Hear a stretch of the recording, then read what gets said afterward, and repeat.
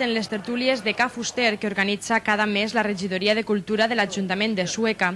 Es va produir un aldarull quan un grup d'unes 30 persones, membres de la plataforma Normes del Puig, intentaren rebentar este acte en el qual estava prevista la presentació de l'Institut d'Estudis Catalans a càrrec del seu president, Manel Castellet.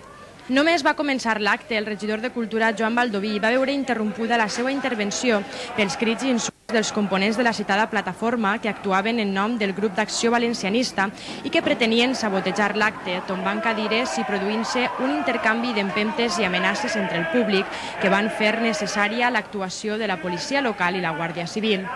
No obstant això, els membres de la plataforma del Puig, alguns dels quals actuaren de forma violenta, no van aconseguir el que pretenien, suspendre l'acte, que una vegada restaurada la normalitat es va desenvolupar tal i com havia estat previst. A la porta de la Biblioteca Suecana, els components de la plataforma del Puig, que cap d'ells era veí de Sueca, esperava la finalització de les tertúlies amb crits de protesta. Per la seva banda, la gent del casal Jaume I de la Ribera Baixa, assabentats de l'aldarull, es concentrà també en la porta de la Biblioteca Suecana com a mostra de suport als conferenciants i contertulis.